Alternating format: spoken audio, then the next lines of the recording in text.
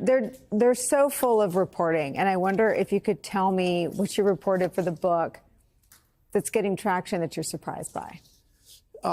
Look, there's an incident that I describe. I wouldn't say it necessarily surprised me, but there's an incident I described where Steve Bannon basically lays the groundwork for what we saw in the Oval Office with Zelensky in February. Bannon had never been reported. I learned that before Zelensky came to town, Trump was having a meeting with all his national security advisors. He was, Witkoff and Rubio and Bessent and Hegseth. The whole crowd was there, J.D. Vance, and they're trying to get Trump on board with this idea of having a minerals deal to exchange for security for Ukraine, and Trump is not having it, so he says, get Steve Bannon on the line. And Bannon, first, the National Security Advisor, Waltz, calls Bannon. Bannon puts him to voicemail. Then Trump calls Bannon, because Bannon's in the middle of his show, by the way. So Bannon takes it, gets off his show, and through that little speakerphone in Trump's iPhone and his telephone, Bannon then effectively lectures the national security team for the next half hour about how Zelensky is that punk, and you can't do a deal with him because he's going to want security guarantees. In that moment, Steve Bannon, who many people think is just kind of like out there making noise on kind of Trump's behalf, but not really, at that moment, Steve Bannon is effectively doing more to drive Russian, U.S.-Ukraine relations than his Secretary of State, than Trump's Secretary of State. Yeah, but that's not a surprising piece of information about Secretary of State. I mean, Marco Rubio is sitting there, can't find his voice as Donald Trump fabricates an investigation that Marco Rubio described as the most comprehensive one ever done into the origins of the 2016 Russian attack on U.S. elections. I mean, what are you able to report out about why Marco Rubio is amnesiac in his role in this cabinet? Look, I think that gets to right at the heart of what makes this second Trump term different than the first. Look, there were plenty of people who did whatever Trump wanted in the first term, of course. But they weren't serving as Secretary of State, Defense Secretary, Attorney General, White House counsel. You had people who had, a sense that they had to keep the presidency somewhat on the rails. Rubio, we know what Rubio's background is. I mean, there was, with the exception of J.D. Vance, I don't think there's anybody out there on the Republican side that was a harsher critic of Donald Trump before 2016 than Marco Rubio. But he also knows that to survive in this White House, in this administration, you are all in or nothing. Let me read what you're talking about, Steve Bannon's role in sabotaging Zelensky's first trip to the Oval Office. Let me read about his reaction to Kristi Noem becoming head of Homeland Security. Yeah. I have some of the polls, but I want to read it straight from the book. You sort of get into this, subpar is my word, but the inexperienced characters that are in this cabinet that you're talking about. The explanation may be that fealty is more important than competence. And I think that gets right at how Kristi Noem ends up in the cabinet. You write that Trump says, I did it for Corey. Quote, it's the only thing Corey Lewandowski asked me for. Trump was referring to Corey Lewandowski, the Republican operative who had served as his first of 3 campaign managers during his 2016 run for the White House. Corey Lewandowski was not well liked among Trump's advisors, but his loyalty to Trump had never wavered, and he had developed a close personal relationship with Governor Noem. That Trump would offer Noem a high-profile job was no surprise. She had been a long defender of his, and in 2020, she had gifted him a model of Mount Rushmore with 5 faces. They included his.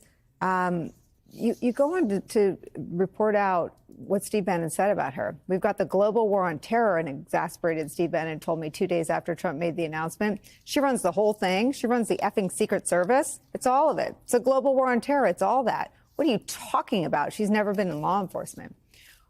What is your understanding of why this was the one thing Corey Lewandowski wanted? Well, there are certainly theories on that.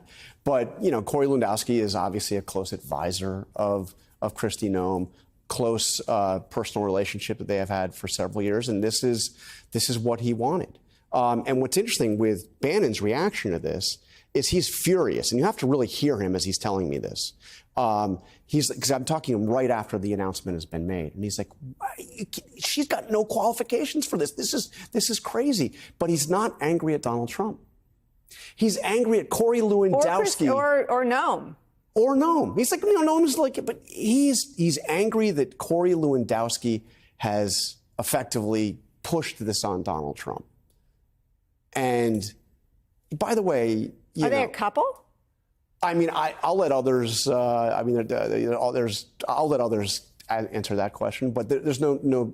They're obviously very close, and he is still a close advisor to Kristi Noem as the Secretary of Homeland Security. And Bannon just can't believe that that's the person that's going to be in charge of the Department of Homeland Security. The other piece that is pretty revelatory is Mike Pence's evidence that was provided to Jack Smith, that it's not clear if that ends up being sort of a tipping point kind of evidence that makes Jack Smith feel like he's on solid enough ground to indict the president. But it feels important enough that it is reported here for the first time. Tell us about Mike Pence's notes that became known to and by Jack Smith and that will likely never end up in a court of law. Yeah. So, I mean, when you think about all that has been written and investigated and said about January 6th, I mean, I wrote an entire book about it. I know. The hours and hours of primetime hearings of the January 6th committee, all of the great journalism that has been done on January 6th. This is one critical historic document that had never seen the light of day before. And it's the notes. And look at it. It's actually on Mike Pence's daytime calendar. So he gets a call from Donald Trump at about 11 o'clock in the morning on January 6th, shortly before he goes up to the Capitol.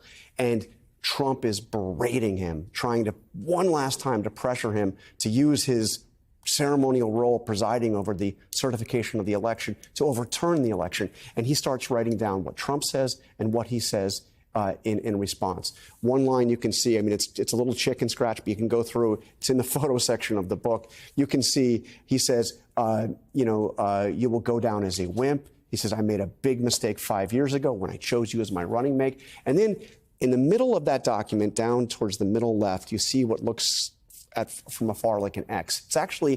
It's a sad or angry face emoji that Vice President Pence writes, like an angry face. And under it, you see that he writes. It's quite an illustration. It's quite an illustration from a guy, Mike Pence, who had been such the uber loyal vice president, who is now completely exasperated. And he quotes Trump right under there saying, "You listen to the wrong people." And Pence responds, "I listen to my heart and my mind." And you report, I think for the first time, that Pence says to Trump, it doesn't take courage to break the law, it takes courage to uphold the law. Exactly. And he writes that, he takes that call, he writes those notes while he's on the phone, and then he goes to the Capitol, and of course we know what happens. The mob not only attacks the building, but a subset of them actually call for the execution of Mike Pence. Well, what's amazing is the whole effort to investigate Donald Trump, first by Robert Mueller and then by Jack Smith, and through the course of two impeachments, is to get into his state of mind. Right there in Pence's own description, he describes Donald Trump as wanting to break the law. He gets right at his state of mind of criminality. He gets right in real time. And, I spent a fair amount of time about what Jack Smith did after the election, because he was preparing a criminal case. Trump had already been indicted. He was preparing for a criminal trial, which was not going to happen for a while, thanks in part to the Supreme Court's immunity decision, but not just the Supreme Court's immunity decision. And then suddenly Trump wins the election. And Jack Smith knows time is up. He's got just a matter of a few weeks to wrap up his investigation, finish his final report, and take off. I mean, Trump says he's going to fire him. He's not going to stick around to be fired. What's fascinating is while Trump is preparing his transition, he still has to engage with Jack Smith. His lawyers do. His lawyers, by the way, who go by the names Todd Blanche and Emil Bovee, who are about to take over the Justice Department that is still wrapping up a prosecution of Donald Trump. And you see, and I have this chapter called Weaponized, where you get into the mind of those two. And they're fighting with Jack Smith. They don't want Jack Smith to do his final report. Jack Smith is saying you can come and review the final report, but you have to come to my offices in Washington. You can't bring your cell phones into the conference room when you read it, all this stuff. They're taking offense to this. Who is this guy to tell us what we can see, when we can see it? We're about to take over. And then Bovee goes within days of all of that to being the one man in charge of the Justice Department. Blanche is not confirmed yet. Bondi's not confirmed. Bovee doesn't need confirmation. He's in charge. And he begins effectively like a reign of terror, a going through and firing anybody that had anything to do with the cases against Donald Trump.